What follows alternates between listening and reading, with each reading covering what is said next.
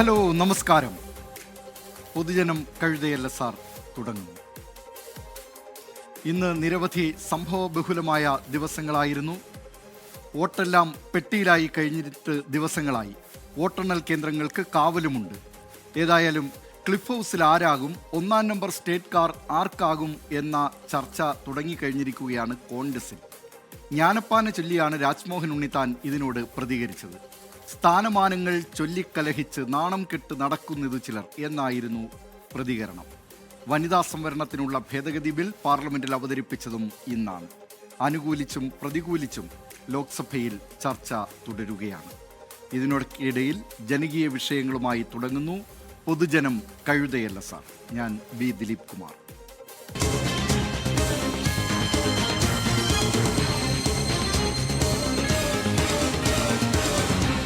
പൊതുജനം കഴുതയല്ല സാർ. നിയമനിർമ്മാണ സഭകളിൽ സീറ്റെണ്ണം ഉയർന്നാൽ കേരളത്തിൽ എന്ത് സംഭവിക്കും? ലോക്സഭയിൽ കേരളത്തിന്റെ പ്രാതിനിധ്യം കുറയുമോ? എത്ര വനിതകൾ ലോക്സഭയിലും നിയമസഭയിലും എത്തും? എന്താണ് കേരളത്തിന്റെ ആശങ്ക? ന്യൂസ് ഡെസ്കിൽ നിന്ന് സരുണേ ജോസ് തയ്യാറാക്കിയ റിപ്പോർട്ട് കാണാം. ബില്ലിൽ സംസ്ഥാനങ്ങൾക്ക് വിവേചനം നേരിടേണ്ടി വരില്ലെന്നാണ് പ്രധാനമന്ത്രി നരേന്ദ്രമോദിയുടെ ഉറപ്പ്. ലോക്സഭയിലെ പ്രാതിനിധ്യത്തിൽ അപ്പോൾ കേരളത്തിന് ആശങ്ക വേണ്ടെന്നാണോ? അക്കാര്യത്തിൽ ഇനിയും വ്യക്തത വന്നിട്ടില്ല. 50% വർധന വരുത്തി ലോക്സഭാ സീറ്റുകൾ 543 നിന്ന് 850 ആക്കിയാൽ കേരളത്തിലെ ലോക്സഭാ സീറ്റുകളും കൂടും. 20 എന്നത് 30 ഉയരും. എന്നാൽ ഉത്തർപ്രദേശിൽ 80 നിന്ന് 120 ബീഹാറിൽ 40 നിന്ന് 60 മാറും. നിലവിലെ കണക്കനുസരിച്ച് ലോക്സഭയിലെ ആകെ അംഗങ്ങളിൽ 3.7% കേരളത്തിന്റെ പ്രാതിനിധ്യം. എന്നാൽ സീറ്റുകൾ 30 ഉയർന്നാൽ കേരളത്തിന്റെ പ്രാതിനിധ്യം കുറയുമെന്നാണ് കണക്കുകൾ. Increasing the seats, who decided how this much number has to be increased? He never know the sentiments of the people of Kerala. There is a pain in some states. There is a pain whether we are not the part of this country or not. That pain is there. 30 Lok Sabha സീറ്റുകളായാൽ കേരളത്തിൽ നിന്ന് ലോക്സഭയിലേക്ക് 10 വനിതകളെത്തും. ലോക്സഭയിലേത് മാത്രമല്ല, സംസ്ഥാന നിയമസഭയിലും അംഗങ്ങളുടെ എണ്ണമുയരും. അങ്ങനെയെങ്കിൽ ഇപ്പോൾ കഴിഞ്ഞത് 140 മണ്ഡലങ്ങളിലേക്കുള്ള അവസാന തിരഞ്ഞെടുപ്പാണ്. 50% കൂടിയാൽ കേരള നിയമസഭയിൽ അംഗങ്ങളുടെ എണ്ണം 210 ആകും. ഇനി 210 അംഗങ്ങളിൽ 70ഓളം പേർ വനിതകളാകും. കൈയടക്കി വച്ചിരിക്കുന്ന കുത്തക മണ്ഡലങ്ങൾ പലർക്കും വിട്ടു നൽകേണ്ടി വരും. കേവല ഭൂരിപക്ഷം 71 എന്നത് 106 ആകും. കോൺഗ്രസും CPIM-ഉം 100ലേറെ സീറ്റുകളിൽ മത്സരിച്ചേക്കും. കൂടുതൽ സീറ്റുകൾക്കായി മറ്റ് ഘടകകക്ഷികളും ആവശ്യമുന്നയിക്കും. കഴിഞ്ഞ 50 വർഷമായി സംസ്ഥാന നിയമസഭയുടെ അംഗബലം 140 ആണ്. ലോക്സഭാ അംഗങ്ങളുടെ എണ്ണം ഉയരുമ്പോൾ ജനസംഖ്യ കൂടുതലുള്ള ഉത്തരേന്ത്യൻ സംസ്ഥാനങ്ങളുടെ പ്രാതിനിധ്യവും കൂടും. ജനസംഖ്യാ നിയന്ത്രണം ഫലപ്രദമായി നടപ്പാക്കിയ ദക്ഷിണേന്ത്യൻ സംസ്ഥാനങ്ങളോടുള്ള വിവേചനമാണ് ഇതെന്നാണ് ഉയരുന്ന കാതലായ വിമർശനം. ഇതെങ്ങനെ മറികടക്കുമെന്ന ചോദ്യമാണ് ബാക്കിയാകുന്നത്. Sarun A Jose, news desk 24. നിരവധി പ്രേക്ഷകരാണ് നേരത്തെ പാറശാല ആശുപത്രിയുമായി ബന്ധപ്പെട്ട വാർത്തയോട് പ്രതികരിക്കുന്നത്. ബഷീർ പറയുന്നുണ്ട്, എല്ലാം ഒറ്റപ്പെട്ട സംഭവം എന്ന് പറഞ്ഞ് കൈ കഴുകല്ലേ അധികൃതർ ചെയ്യുന്നത്, പിന്നെ എങ്ങനെ നടപടി ഉണ്ടാകും, കഷ്ടം എന്നാണ് ബഷീർ പറയുന്നത്. മിനിബാബു പറയുന്നു, ആരോഗ്യ കേരളം സുന്ദര കേരളം, മനുഷ്യനെ കൊല്ലാനുള്ള ആതുരാലയം എന്ന്. ആ നിലയിൽ നിരവധി പ്രതികരണങ്ങൾ പ്രേക്ഷകരുടെ ഭാഗത്ത് നിന്ന് വരുന്നുണ്ട്. രവികുമാർ പറയുന്നുണ്ട്, എല്ലാ സംവിധാനങ്ങളും ഏർപ്പെടുത്തിയതിന് ശേഷം ഉദ്ഘാടനം നടത്തിയാൽ മതിയായിരുന്നു. ഒരാളുടെ ജീവൻ നഷ്ടമായതിന് ആര് സമാധാനം പറയും എന്ന് ഷീജ MK പറയുന്നു. എത്ര പരാതി ഉണ്ടായിട്ടും എന്താ കാര്യം, ഇനിയിപ്പോൾ വോട്ടും കഴിഞ്ഞു എന്ന്. അങ്ങനെ നിരവധി പ്രേക്ഷകർ ആ വാർത്തയുമായി ബന്ധപ്പെട്ട് പ്രതികരിക്കുന്നുണ്ട്. ഏതായാലും പൊലിഞ്ഞുപോയ ജീവന് പകരം വയ്ക്കാൻ ഒന്നുമാവില്ല എന്ന കാര്യം ബന്ധപ്പെട്ടവർ ഓർക്കട്ടെ. നിയമസഭാ തെരഞ്ഞെടുപ്പ് പ്രഖ്യാപനത്തിന് മുന്നേ തുടങ്ങിയതാണ് കോൺഗ്രസിലെ മുഖ്യമന്ത്രി തർക്കം. പരസ്യ പ്രതികരണം ഒഴിവാക്കണമെന്ന് ഹൈക്കമാൻഡിൻ്റെ കർശന നിർദ്ദേശമുണ്ടായിരുന്നു. അതുകൊണ്ട് അന്നത് ചില അടക്കം പറച്ചിലുകളിലും അങ്ങിങ്ങായി ഉയർന്ന അഭിപ്രായ പ്രകടനങ്ങളിലും ഒതുങ്ങി. തെരഞ്ഞെടുപ്പ് പ്രചാരണത്തിനിടയിലും അതങ്ങനെ തുടർന്നു. ഒടുവിൽ വോട്ടെല്ലാം പെട്ടിയിലായി. വിധി ദിനത്തിനായി കാത്തിരിക്കുന്ന ദിനങ്ങളിൽ ആ പോര് കൂടുതൽ കനത്തിരിക്കുന്നു. ന്യൂസ് ഡെസ്കിൽ നിന്ന് അമൽ ബി തയ്യാറാക്കിയ റിപ്പോർട്ട്.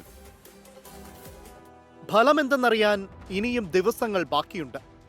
വേവുവോളം കാത്താൽ പിന്നെ ആറുവോളം കാത്തുകൂടെ എന്ന് അണികൾ ആവർത്തിച്ച് ചോദിച്ചിട്ടും നേതാക്കൾക്ക് മുഖ്യ ചർച്ച മുഖ്യമന്ത്രി ആരെന്നത് തന്നെ.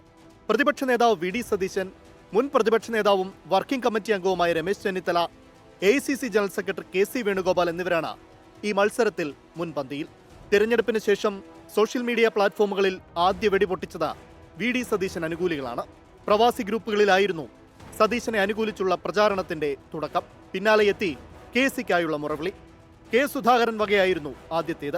കേരള രാഷ്ട്രീയത്തിലെ മുടിചൂടാമന്നനായി KC വിലസണമെന്നാണ് സുധാകരന്റെ ആഗ്രഹം. കേരളത്തിന്റെ നാളത്തെ ഭരണത്തിന് ദിശാബോധം നൽകാൻ KCക്ക് കഴിയട്ടെ എന്നും സുധാകരന്റെ ആശംസ.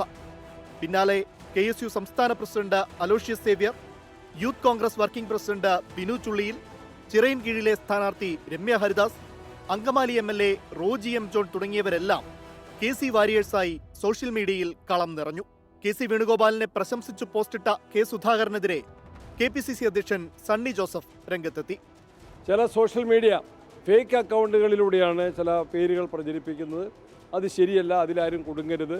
എല്ലാവരും ഒറ്റക്കെട്ടായിട്ട് അഭിപ്രായങ്ങൾ ഉണ്ടാകാം, വ്യത്യസ്ത പേരുകളുണ്ടാകാം. അതൊക്കെ തക്ക സമയത്ത് തക്ക വേദിയിൽ പറയുക. അതിന് മുൻപായിട്ട് ഇത്തരം കാര്യങ്ങളിൽ ഒരു ചർച്ചയിലേക്ക് പോകേണ്ട യാതൊരു ആവശ്യമില്ല.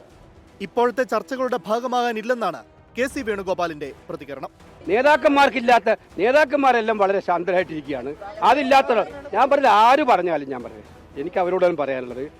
ഈ കാര്യത്തിൽ പൊതുജന മധ്യത്തിൽ വലിച്ചിട്ട് ചർച്ച ചെയ്യേണ്ട കാര്യമല്ല ഇത്. മുഖ്യമന്ത്രി സ്ഥാനത്തേക്ക് അവകാശവാദം ഉന്നയിക്കുന്നവരിൽ ഏറ്റവും മുതിർന്ന നേതാവ് രമേശ് ചെന്നിത്തലയാണ്. 2016 മുതൽ 2021 വരെ പ്രതിപക്ഷ നേതാവായിരുന്ന അദ്ദേഹം 2021 പാർട്ടി ജയിച്ചിരുന്നെങ്കിൽ മുഖ്യമന്ത്രി സ്ഥാനത്തേക്കുള്ള സ്വാഭാവിക തെരഞ്ഞെടുപ്പാകുമായിരുന്നു. എന്നാൽ അന്ന് കോൺഗ്രസിന് അധികാരം തിരിച്ചുപിടിക്കാൻ കഴിയാതെ വന്നതോടെ ചെന്നിത്തലയ്ക്ക് ആ സ്ഥാനം ഒഴിയേണ്ടി വന്നു.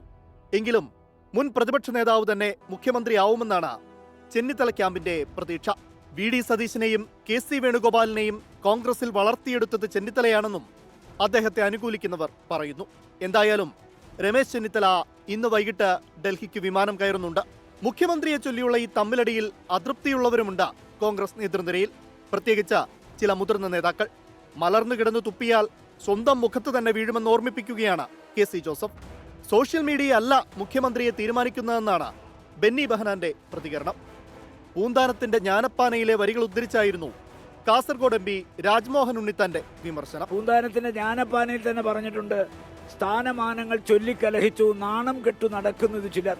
അങ്ങനെ നാണം കെട്ട് നടക്കേണ്ട ഒരു പദവിയല്ല കേരളത്തിന്റെ മുഖ്യമന്ത്രി സ്ഥാനം. നേതാക്കൾ തമ്മിലുള്ള പോരിൽ പക്ഷം പിടിച്ച് ചർച്ച കൊഴുപ്പിക്കുന്ന ധാരാളം അണികളുണ്ട് കോൺഗ്രസിൽ. എന്നാൽ ഈ ചർച്ചകളൊന്നും ഇപ്പോൾ നടക്കേണ്ടതല്ലെന്നും ഇതൊന്നും പാർട്ടിക്ക് ഗുണം ചെയ്യില്ലെന്നും വാദിക്കുന്നവരുമുണ്ട് കോൺഗ്രസ് അണികളിൽ. News desk 24. പൊതുജനം കഴുതയല്ല സാർ. നിരവധി പ്രേക്ഷകരാണ് ഈ വാർത്തയുമായി ബന്ധപ്പെട്ട പ്രതികരണം നടത്തുന്നത്. അതിനിടെ പൊതുജനം കഴുതയല്ല സാർ ഉൾപ്പെടെയുള്ള 24-ൻ്റെ വാർത്തകളുടെയും മറ്റ് വാർത്താധിഷ്ഠിത പരിപാടികളുടെയും ഒക്കെ സ്ഥിരം പ്രേക്ഷകനായിട്ടുള്ള ഷിബു K. തോമസ് ചില ആരോഗ്യ പ്രശ്നങ്ങളുണ്ട് എന്ന കാര്യം പറയുന്നുണ്ട് 24-ൻ്റെ കമൻറ്റ് ബോക്സിൽ. ഇത് അതിജീവിക്കും എന്ന ഇച്ഛാശക്തി നമുക്ക് ഉണ്ടാകട്ടെ. അതിജീവിക്കുമെന്നതിൽ തർക്കമില്ല. ഇതെല്ലാം മറികടക്കുന്നവർ, ഇതിനേക്കാൾ വലുത് അതിജീവിച്ചവരാണ് നമ്മളെല്ലാവരും. അതുകൊണ്ട് ഷിബു K. തോമസ് എത്രയും വേഗം തന്നെ വളരെ ആരോഗ്യവാനായി തിരിച്ചെത്തട്ടെ എന്ന് ആശംസിക്കുകയാണ്. നമ്മൾ പോകുന്നത് നേരെ കണ്ണൂരിലേക്കാണ്. ഒരു വിദ്യാർത്ഥി കോളേജ് കെട്ടിടത്തിൽ നിന്നും ചാടി ആത്മഹത്യ ചെയ്യുക. ഒരു കുടുംബത്തിൻ്റെ പ്രതീക്ഷയായിരുന്ന നിതിൻ രാജ് എന്ന വിദ്യാർത്ഥി സ്വയം ഇല്ലാതാകാൻ തയ്യാറായെങ്കിൽ അവൻ നേരിട്ടിരുന്ന പ്രശ്നം എന്തായിരുന്നു എന്നതാണ് ഏറ്റവും പ്രധാനപ്പെട്ട കാര്യം. അന്വേഷണം വിരൽ ചൂണ്ടുന്നത് കോളേജ് മാനേജ്മെൻറ്റിലേക്കും വകുപ്പ് തലവനിലേക്കുമാണ്. അതുവരെ എല്ലാം സഹിച്ചിരുന്ന വിദ്യാർത്ഥികളുടെ ഭാഗത്തു നിന്നും പരാതികളുടെ പെരുമഴയായി. എന്നിട്ടും ആ അധ്യാപകനെതിരെ നടപടിയെടുക്കാൻ ഇത്ര വൈകേണ്ടിയിരുന്നോ എന്ന ചോദ്യവും ഉയരുകയാണ്. പുറത്ത് പ്രതിഷേധങ്ങൾ കത്തുമ്പോഴും ജാമ്യമില്ലാ വകുപ്പ് പ്രകാരം കേസെടുത്തിട്ടും പ്രതികളെ നിയമത്തിന് മുന്നിലെത്തിക്കാൻ പോലീസിനുമാകുന്നില്ല. ഇവിടെ ആരെയാണ് ഭയക്കുന്നത്? കണ്ണൂരിൽ നിന്നും പ്രദീപ് നാരായണൻ തയ്യാറാക്കിയ റിപ്പോർട്ട് കാണാം.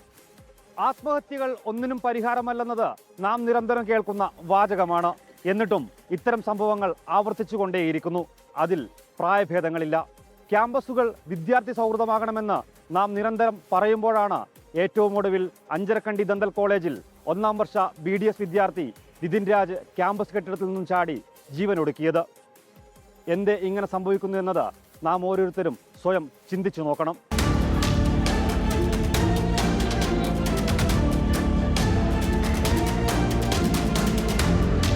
വിദ്യാർത്ഥി രാഷ്ട്രീയ പ്രവർത്തനങ്ങൾ സജീവമായിരിക്കുമ്പോൾ രാഷ്ട്രീയ സംഘടനകൾ ഉണ്ടാകാറുണ്ടായിരുന്നു.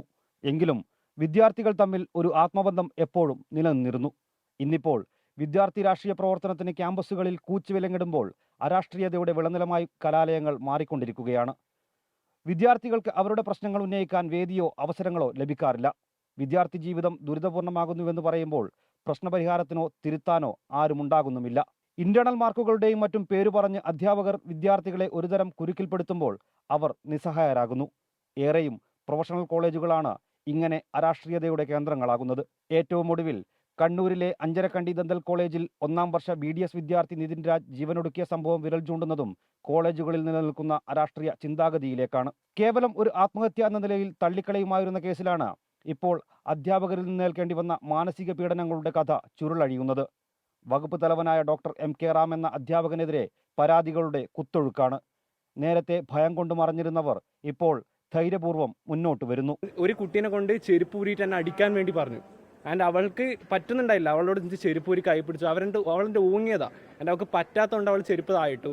അങ്ങനെയൊക്കെ പല ഇൻസിഡന്റ് ഇവിടെ ഉണ്ടായിട്ടുണ്ട്. ആൻഡ് ഈ കോളേജ് പഠിക്കുന്ന ഓരോ കുട്ടികൾക്കും ഇത് പറയാനുണ്ടാവും. വൈവ കൊടുത്ത് തീർക്കണം എന്ന് പറഞ്ഞിട്ട് വൈവ കൊടുക്കാൻ പോകുമ്പോഴത്തേക്ക് ഇയാൾ പറയും, നീ വൈവ കൊടുക്കണ്ട, എൻ്റെ ആറ്റിറ്റ്യൂഡ് ആരോഗ്യൻസ് ഒന്നും അത്ര ശരിയല്ല, നീ വൈവ കൊടുക്കണ്ട, നീ പ്രാവശ്യം എഴുതണ്ട, നീ സ്വന്തം ഇഷ്ടപ്രകാരം എഴുതുന്നില്ല എന്ന് നീ പറയണം 3rd ഇയർ എക്സാം. ഇല്ലെങ്കിൽ നീ അഥവാ എഴുതുവാണെങ്കിൽ ഞാൻ നിന്നെ പ്രാക്ടിക്കൽ പൊട്ടിക്കും. നമുക്കൊന്നും ചിരിക്കാൻ പറ്റത്തില്ല. ഒന്ന് ക്ലാസ്സിൽ നിന്ന് വെള്ളം കുടിക്കാൻ പോലും പറ്റാത്ത അവസ്ഥയാണ്. വെള്ളം കുടിക്കുമ്പോഴെങ്ങനെ നോക്കും. ക്ലാസ്സിൽ എപ്പോഴും നമുക്ക് അറ്റൻറ്റീവായിട്ട് ഇരിക്കാൻ പറ്റില്ല. ജസ്റ്റ് ഒന്നിങ്ങനെ കുനിയുമ്പം ഉറങ്ങുവാണല്ലേ, ഗെറ്റ് ഔട്ട് പറഞ്ഞ് 3 മാസം അറ്റൻഡൻസ് കളയാ. ആപ്പ് ഉപയോഗിച്ച് ലോൺ എടുത്തതിനെ തുടർന്നുള്ള പ്രശ്നങ്ങളാണ് ആത്മഹത്യയിലേക്ക് നിതിൻ രാജിനെ തള്ളിവിട്ടത് എന്ന തരത്തിൽ ചർച്ചകൾ വന്നെങ്കിലും കുടുംബം അത് നിഷേധിച്ച് രംഗത്തു വന്നു. കൃത്യമായ വായ്പാ തിരിച്ചടവ് നടത്തിയെന്ന് പറയുമ്പോഴാണ് റാം എന്ന അധ്യാപകൻ ജാതീയമായി മറ്റും നടത്തിയ അധിക്ഷേപ വിവരങ്ങളും ചില ശബ്ദ സന്ദേശങ്ങളും പുറത്തു വന്നത്. ജാതീയതയെ തുടച്ചുമാറ്റിയെന്ന് പറയുന്ന കേരളത്തിലാണ് കർണാടകയിൽ നിന്നും ഇവിടെ എത്തി ജോലി ചെയ്യുന്ന ഒരു അധ്യാപകന്റെ ഭാഗത്തു നിന്നും ഒരു വിദ്യാർത്ഥിക്ക് നേരെ ജാതി അധിക്ഷേപം നടത്തിയെന്ന ഗൗരവപരമായ വിവരം പുറത്തു വരുന്നത്. തന്റെ മുന്നിലിരിക്കുന്ന വിദ്യാർത്ഥികളെ സ്വന്തം മക്കളെ പോലെ കാണേണ്ടിടത്ത് അവരുടെ നിറം, ശാരീരികാവസ്ഥകൾ എന്നിവയെ പോലും കളിയാക്കാനായി ഒരു അധ്യാപകൻ തയ്യാറാകുന്നത് ഏറെ പുരോഗമിച്ചു എന്ന് അവകാശപ്പെടുന്ന കേരളത്തിലാണ്. യഥാസമയം ഇതിനെ തടയാനോ തിരുത്താനോ ബന്ധപ്പെട്ട മാനേജ്മെന്റ് പോലും തയ്യാറായിട്ടില്ല എന്നതും കുറ്റകരമായ മൗനം അവലംബിച്ചു എന്നതും ന്യായീകരിക്കാനാവുന്നതല്ല. നിതിൻ രാജിന്റെ മരണത്തിന് പിന്നാലെ കോളേജിനകത്തെ പ്രതിഷേധങ്ങളുടെ ചൂട് പുറത്തേക്ക് എത്തിത്തുടങ്ങി. വിദ്യാർത്ഥി യുവജന സംഘടനകൾ കോളേജിലേക്കും അധ്യാപകനായ ഡോക്ടർ നടത്തുന്ന ക്ലിനിക്കിലേക്കും മാർച്ച് നടത്തുന്നു. വിദ്യാർത്ഥിയുടെ മരണത്തിൽ പട്ടികജാതി പട്ടികവർഗ വിഭാഗങ്ങൾക്കെതിരായ അതിക്രമങ്ങൾ തടയുന്ന വകുപ്പ് ഉൾപ്പെടെ ജാമ്യമില്ലാ വകുപ്പ് ചുമത്തി പോലീസ് കേസെടുത്തിട്ട് പോലും അറസ്റ്റ് ചെയ്യാത്തതിനെയാണ് ഇപ്പോൾ ചോദ്യം ചെയ്യുന്നത്. കുറ്റാന്വേഷണ മികവിൽ രാജ്യത്ത് നമ്പർ 1 എന്നവകാശപ്പെടുന്ന കേരള പോലീസിന് ഇദ്ദേഹത്തെ കണ്ടുപിടിക്കാൻ ആകുന്നില്ലേ എന്ന പൊതുജനത്തിന്റെ ചോദ്യത്തിന് മറുപടി പറയാൻ ബാധ്യതയുണ്ട്. ഏറെ പ്രതീക്ഷകളോടെയാണ് വിദ്യാർത്ഥികൾ ഓരോരുത്തരും ഉന്നത പഠനത്തിനായി ക്യാമ്പസുകളിലേക്ക് എത്തുന്നത്. അവിടെ അവർക്ക് അവരുടെ ജീവിത ലക്ഷ്യം എത്തിപ്പിടിക്കാൻ ഊർജവും കരുതലുമാകേണ്ടവരാണ് അധ്യാപകർ. എന്നാൽ ജീവിതമേ കരിച്ചു കളയുമെന്ന മനോനിലയിലേക്ക് അധ്യാപകർ മാറിയെങ്കിൽ അതിനെ തിരുത്താൻ ബന്ധപ്പെട്ടവർ തയ്യാറായേ പറ്റൂ. കണ്ണൂരിൽ നിന്നും ക്യാമറമാൻ വിനോദ് മേലിലേക്കൊപ്പം പ്രദീപ് നാരായണൻ, 24. ലോകത്തെവിടെയായാലും ഏത് സമയത്തും 24 വാർത്തകളും ഓഗ്മെന്റഡ് റിയാലിറ്റി പാക്കേജുകളും എക്സ്പ്ലെയിനറുകളും വിശദമായി കാണാൻ ഞങ്ങളുടെ യൂട്യൂബ് ചാനൽ നിങ്ങൾക്ക് സബ്സ്ക്രൈബ് ചെയ്യാം.